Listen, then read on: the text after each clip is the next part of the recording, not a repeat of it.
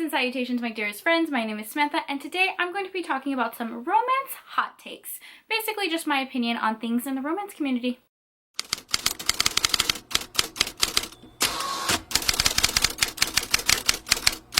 Hi, hello, how are you? Welcome or welcome back to my channel, and today is going to be a very chatty, chill video. Really, I just want to talk to you guys. I have so many opinions and things that I want to discuss with you guys about romance and some of the things I've been seeing online. So let's just chat, let's have a good time, get a kombucha, get a glass of wine. This is starting to rhyme. It's a vibe, okay?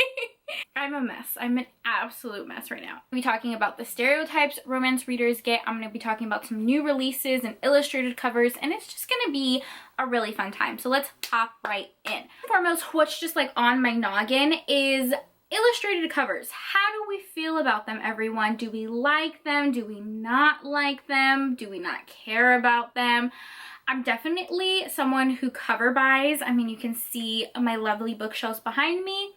I'm addicted to a pretty cover. I'm just that type of person. I don't like illustrated covers.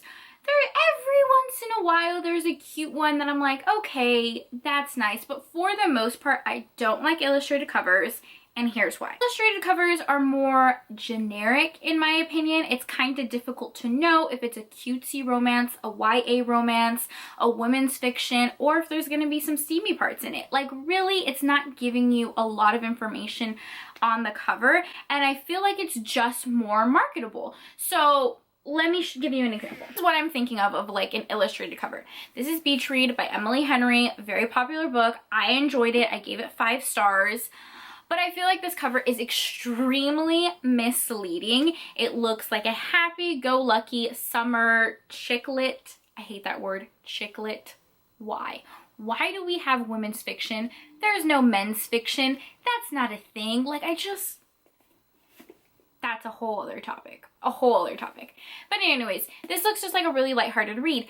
But it's not. Illy isn't. Our main character is going through a lot. She's grieving the loss of her father. This has trigger warnings for divorce, depression.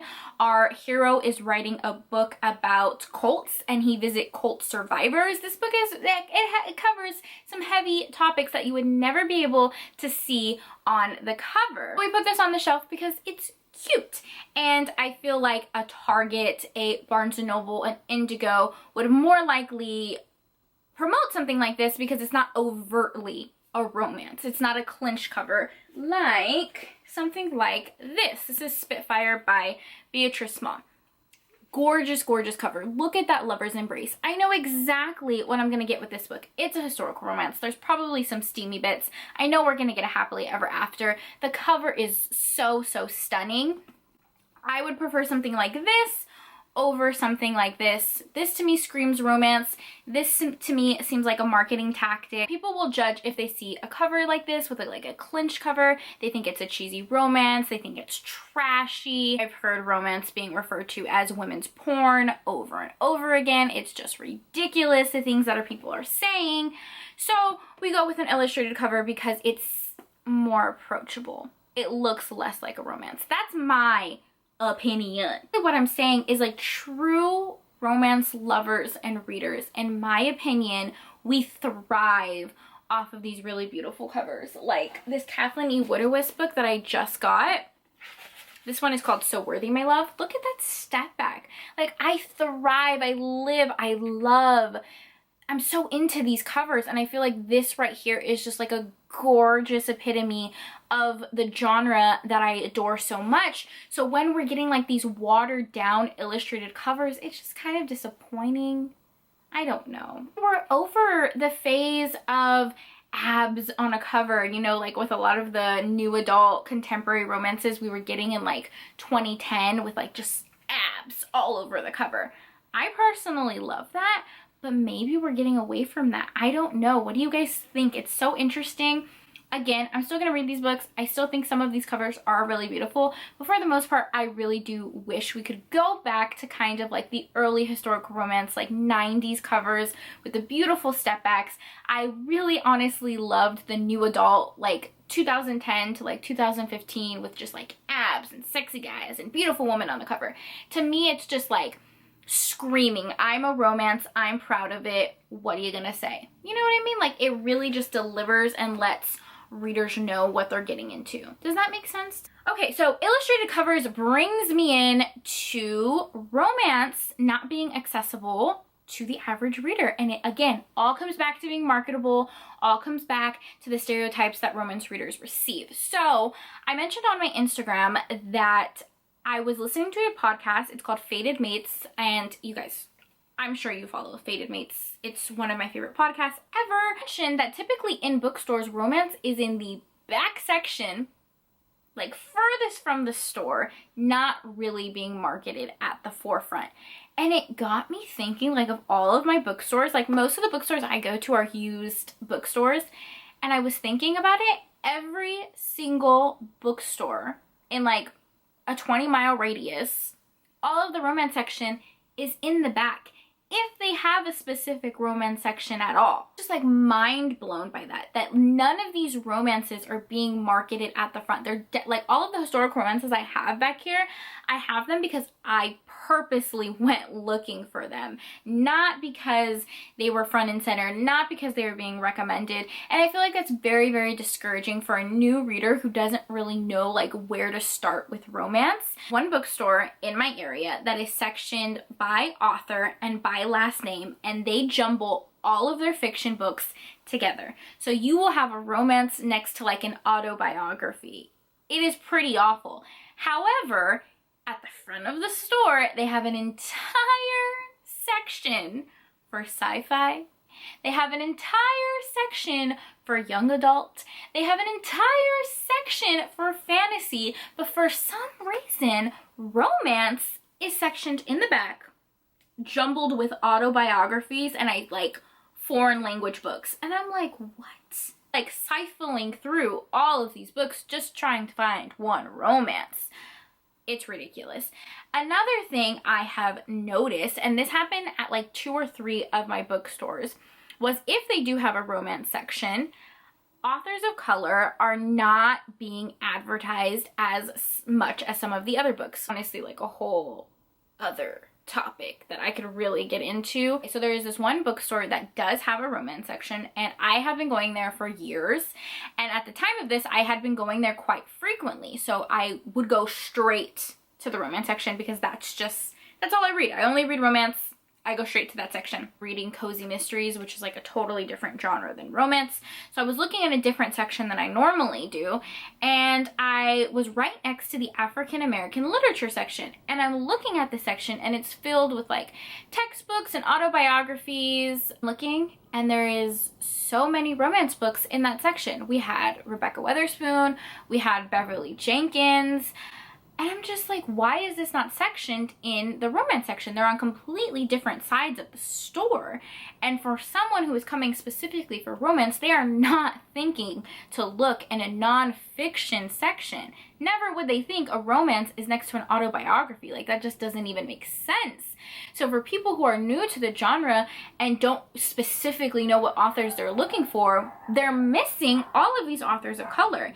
I was mind boggled. I literally went to like the person at the store because I had been talking to them not in a mean way or whatsoever, like we're friends. So I was like, why are we sectioning books like this?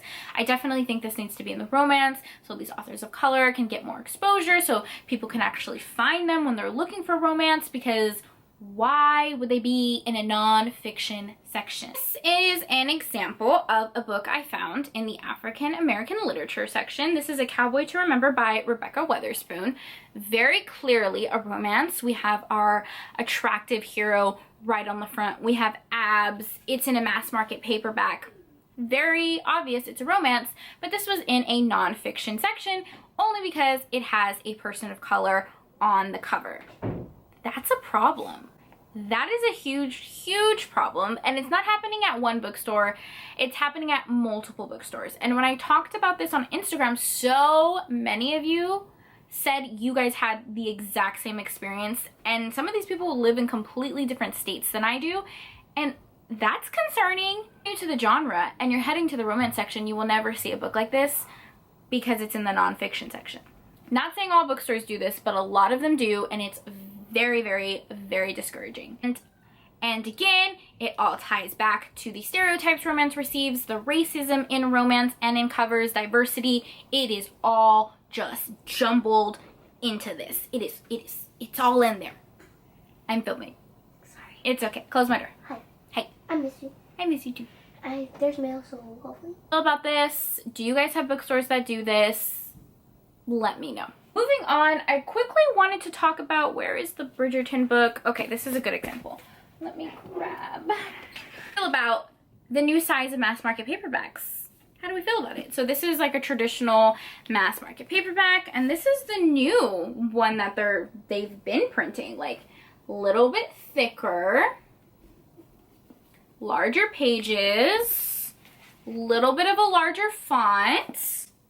How do we feel about that? Is this cheaper to print? I actually don't know the reason why we're like navigating to this maxi mass market size. I don't know if it's cheaper to print. I don't know if it's more accessible, because a lot of these are very small, like fonts. Like, did we decide to go with something bigger because of that? How do we feel about it? Personally, I like traditional mass market paperback size. To me, this is like a perfect size for a book, because I do double stack my books on my shelf. So that's like really a personal thing. I find these are just harder to store. They're like a little bit of a clunky, weird size. They're not quite traditionally published books. They're not quite mass market paperbacks. They just fit really nicely on my shelves. There's really no other reason. I just like the smaller books. Let's start on a lighter note. What do we think about Reverse Harem?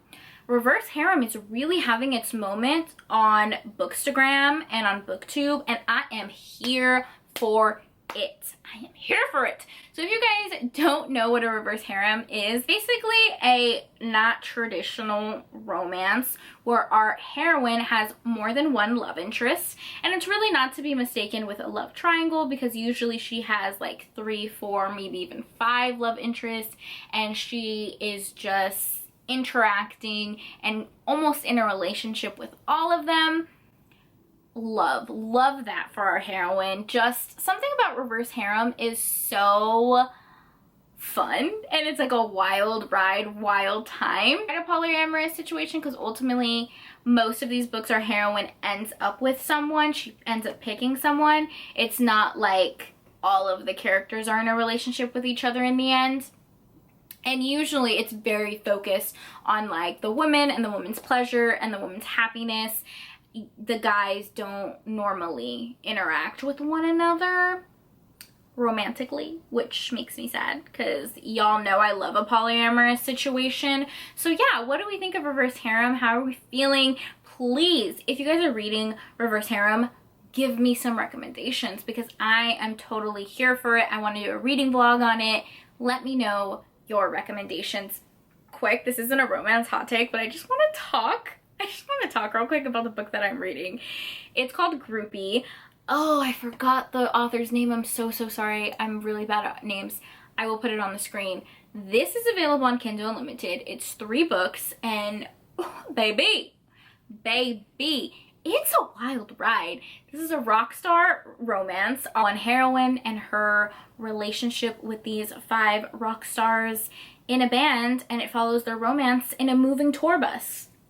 Does it get better than that? No. She's definitely with and into all of these guys all at the same time. Very, very steamy. What I will say is the writing, it's questionable, babe. It's pretty questionable. It reminds me like very early Wattpad, circa 2015, you know, kind of like fan fiction type of books. Writing really isn't that great. There really isn't that much of a plot. It is 110% different from every other girl. And of course she's a redhead. I don't know what it is with romance books, but they're obsessed with redheads. Like, anytime there's like a unique heroine who's different from other girls, 10 out of 10 she's a redhead. 10 out of 10. Like, it's just really funny. So many trigger warnings in this book, like I don't even know where to begin. There's trigger warnings for suicide, murder, drug addiction, depression, loss of a loved one, sexual assault, just like honestly, so many trigger warnings. All of our characters have absolutely been through it, and trauma is kind of mentioned on every single page. Just read the Goodreads reviews for that. But I like this type of book and this concept because it's just a fun time. It's just a fun time. Our heroine doesn't have to choose between like one love interest. There's all of these hunky guys. Like, I'm so into it. Everything to be like a polyamorous romance. And when I read reverse harem like Crescendance or Groupie or that really popular romance by Tate James, I just want all the characters to be together. I just want everyone to be romantically involved and it just be like this one big love fest. I'm trying to avoid using the word orgy because I don't want to scare people away. What my favorite thing about reverse harem is it's focused on the woman's pleasure. Like, she doesn't have to pick between one guy, and she's like the sexual goddess, very sex positive. Love that. Love that. But I would also love if the guys in these reverse harems were also romantically involved. Some sword crossing, that would be great. A reverse harem, would love some recommendations. My only thing is I don't want the heroine to pick one guy. I just want everyone to like be in a romantic relationship and it be a polyamorous situation. But that's just me. That's just me. Okay, now we're gonna talk about like more serious romance hot takes. What is this discourse about romance being trash? Like, why are we even still having this conversation? Why is it even a thing? Ugh. You know what sentence never fails to irritate me? When I read a Goodreads review and they give a romance book, any romance book, historical romance, paranormal romance, whatever, and they rate it 5 stars and they say, oh yeah, this was good for a romance. For a romance. I normally don't read cheesy romance, but this was good. Why? Why do we have to have like that but in that sentence? Why do we have to put down an entire genre? Like, honestly, I just cannot stand when people generalize like as a whole. I hate generalizations. Like, for someone to be like, all romance is trash, all romance is cheesy. Babe, you've read every single romance? You've read every single romance with an open mind. Me, it's just doing such a disservice to the genre and to the readers who genuinely enjoy it. Like, why would you put down such a large set of people? And also, romance really tackles some really amazing topics. Like, have you read a romance? Have you really seen like the true love that is exhibited? A lot of romances can have tough discussions about grief and anxiety and diversity and just so many really beautiful things unpacked, but you're judging it just based on the fact that it's mostly written by women for women's pleasure. Like, come on. There is nothing wrong with a happily ever after. There's something very satisfying about happily ever after and hopeful about true love and soulmates. And like, why are we trashing this genre that makes so much money for the book industry and caters to such a wide set of people? I never hear people trashing like science fiction or like a James Patterson book. Like, come on. Move on. If you don't read romance, that's fine, but you don't need to trash it. You don't need to call it women's porn. You don't need to call it cheesy. These little TikToks really aren't that cute. Like, let's just move on from that narrative. God damn. I feel really strongly about that. Yeah, I feel really strongly about that. Side note, oh my gosh, did you guys hear that Katie Roberts is writing under a different pseudonym? Is that the right word? Pseudonym? When an author writes under a different name? I have no idea. She's writing under Kat Taylor, I think it's called, and they're like these really quick, steamy books, like novellas, 80 pages, very steamy, very to the point. They're available on Kindle Unlimited. Like, I'm so excited. If you guys didn't know, Katie Roberts, one of my favorite authors of all time. 10 out of 10 would recommend all of her books. I actually just filmed a whole video just gushing about one of her newer releases, Neon Gods. Love her writing. We'll literally read and enjoy everything she writes. But I'm excited for this. I love novellas. I'm into like just like quick, steamy moments. Give it to me. Give it to me. If you didn't know, now you know. For me, this gives very like Jessa Kane vibes, you know? You guys know how I feel about Jessa Kane. I love me some Jessa Kane. I will read everything Jessa Kane writes. Some of her books are really wild, but I'll read them. And you know, it's a fun time. Fun time. I just think of like novellas. I'm in like a reading slump right now, so it is very hard for me to read like a full-length novel. So I've been really gravitating towards novellas, and like Jessa Kane, Katie Roberts, those are my girls. They just do it for the people. They do it for the people. You know what I mean? Anyways, what is your favorite novella? Let me know. Well, that was a lot of hot takes. I feel like we can just go on and on and on and on. I have so many opinions, so many thoughts. I hope I didn't offend anyone in this video. It's all in good fun. I am just super passionate about reading and romance, and I love chatting with you guys. So these are some of my thoughts. Please leave your thoughts down below if you disagree with me, if you agree with me. Whatever. I love chatting with you. I love getting different opinions. If you're more educated in things like how books are marketed in stores, feel free to drop that knowledge in the comments down below. But other than that, thank you so much for taking time out of your day to spend time with me. It means the absolute world to me. And I hope you guys are all staying happy and healthy. I will see you next time. Bye.